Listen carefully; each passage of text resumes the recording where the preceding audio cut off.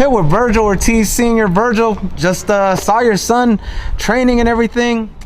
Big fight or big rumored fight coming up later on, very shortly and soon. Just your thoughts on everything that's been going on. Well, I mean, we're happy to be here. I'm happy that my son's staying active now. You know, his health is pretty well right now, and yeah, that's it. So we're just kind of getting started, and you know, we're in camp right now, and hopefully there's some news coming this Monday. Now, I asked your son this question because it was something that occurred this week. Keith Thurman, bicep injury. Big fight was coming up against Tszyu and everything, and I asked him if he was kind of hoping that maybe he'd get the phone call to substitute for Thurman. Did you at any point in time think that? I actually called Vergil's manager, Rick, when I found out. I said, hey, they give you a call? And he's like, no, they didn't give me a call. I'm like, oh, shit, okay, all right, you know, just... That's you know, business. Yeah, it's just business. So I'm sure I want to say Tim is. I don't know who Tim is with exactly. Do you know who's Tim's with? I forget what the name of the promotion is, but it's like it's a saying. I forget what it's called though. But Tim's got these guys from. I just don't know what their name is. Yeah. But I forget. So I mean, it didn't surprise me that the other guys got the call first. But hell, man, I mean, good for them. You know, I mean, we have a fight lined up too. So sometimes it's that like for instance, Vergil's had a fight lined up, as in not lined up like, hey, we're looking at this guy, like literally already signed, and then a fight opens up. You just really just can't just jump like that, yeah. Unless it's the same promoter and then they can get things done between them. But if it's like another promoter and you're signed with this guy and you're fighting this guy, and he, you know, you just really, it's real hard to get out of that. So you just kind of gotta, sometimes you can try to get out of the fight and get out of the fight, and then this fight falls and then you're screwed out of the fight. So you just kind of got to go with it. Got it. So basically business and sports is just the mingling of it. It is, yeah. Now, obviously we were just, you mentioned Vergil's health and everything. The big question with him always going forward will more than likely be, how's he doing? How's everything been? How's he feeling? And again, coming back much quicker than a lot of people would have expected. Yeah, I guess, you know, that's always going to be the question for some people. For us, is just, you know, we're just taking it how we take it, like the way we've always have. I mean, there's really nothing else I can do or change or say that other people are gonna, you know, think or ask about. So really, it's just, you just kind of go about it the same way. You know, he's fine right now. He seems fine. He looks fine. Hell, you saw him sparring today, so yeah. He's always strong. Vergil always works. It's just how he's been since he's a kid.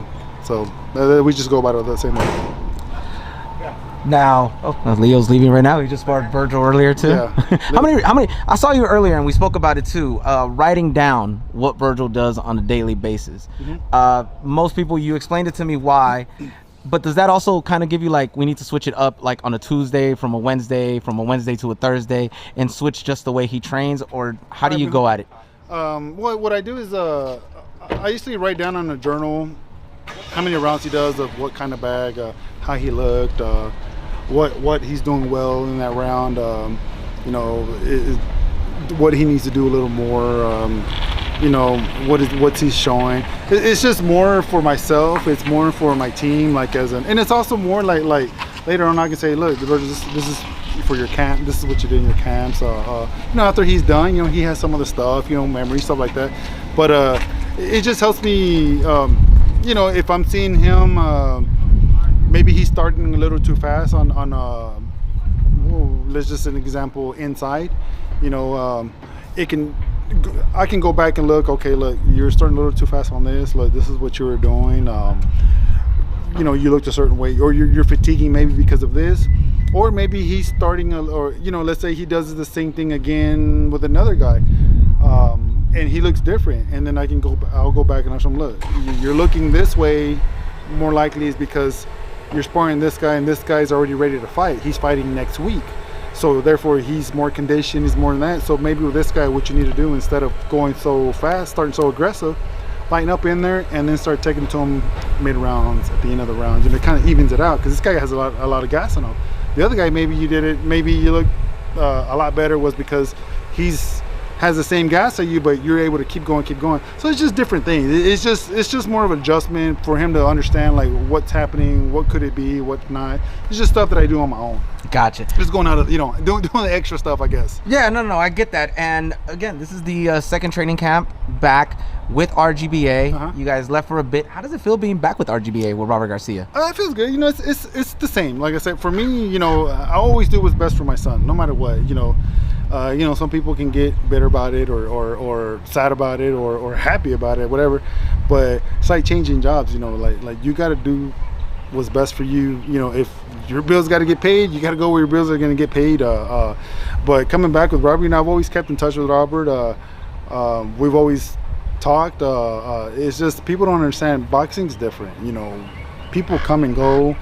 There's really no I need to stay here, I need to stay there. You know, if you feel like you're in a slump or you feel like you need to do something to change, then that's what you have to do. You know, if it's always best to leave on good terms, you know, because you just never know. So coming back with Robert, it's the same as it was as you know, I still talk with Vita. We always, you know, we have a real good relationship. We're fucking around.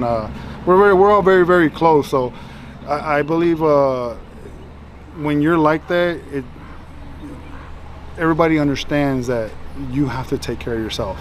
Gotcha. Let's move on from Vergil. Let's talk about other boxing things and everything. Big fight coming up next week. We already touched on it a little. Tszyu versus Sebastian Fundora. It was supposed to be Keith Thurman. What do you think about the substitution, and do you think Fundora makes this a better matchup than Thurman would have? I think the substitution is a good substitution considering it's a short time. And even if it's not a short time, it's still good. I believe for me, I believe this plays this is more an advantage for Tszyu, for me, in my opinion. I think Fundura's good. You know, he'll fight you. Yes, he's tall. People think it's awkward because he's tall. I think he's southpaw, I believe. Am I right? I believe so, yeah. He's long and southpaw, but the thing is that somebody like him, he's not gonna run. He's not gonna. He won't box you. Running and boxing is two different things. Yeah, I get it. I know, but this guy he's not gonna do all that. So therefore, he's not. The only thing you have to really worry about is which way the punch is coming. Now it's coming from the opposite side. So instead of the hook coming from this side, it's coming from the other side. So I don't think it'll be too much of an adjustment for Tim. Actually, I think it benefits him because the guy's taller, so he'll be able to maybe move him more with his feet and stuff like that, as in like, you know, be more physical and move his feet more, as in with force and stuff like that. So maybe that comes more, you know, an advantage for Tim. So I don't think that's a very, you know, much more dangerous. I think the Thurman fight was probably a little bit more of a chess match, as you want to say. Thurman can still move. He still has a lot of experience. You know, I don't know how much more he can really crack at 54. You know, I've always thought Thurman was good, not as good as most people thought, but you know, I give him his credit. But I mean, that's just my opinion. Now let me get your opinion on another fight that's on that card, and that's Rollie Romero versus Isaac Pitbull Cruz. A lot of people are actually really looking forward to that fight. How do you see that fight playing out? I mean, you're gonna think I'm nuts, but I think Rollie's gonna beat him, and I don't mean it like in a bad way. I mean like I think that little fucker is smarter than what people think. Who, Rollie's? Yeah, he acts dumb, and I think he's a little smarter than what he thinks. I think he's gonna be the one that actually starts to box a little bit and then looks for big shots. I think you know, if he can keep him off him, because Rollie's strong enough to keep him off him, obviously, because he can punch, he's bigger.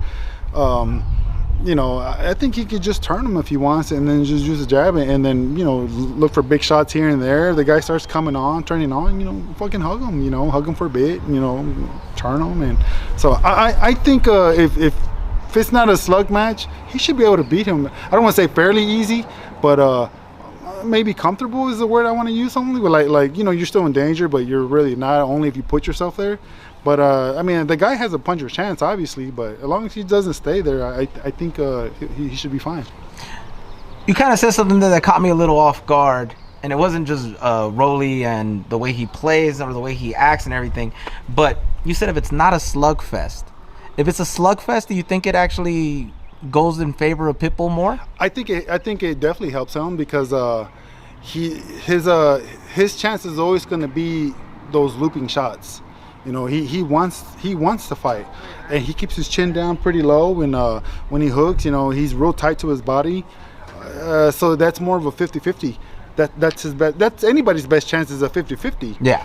So for me, you know, and he wants that fight. That's the fight that that gets him going. You know, sometimes certain fights get certain people going a certain way, and that's what your job is, to not get him going.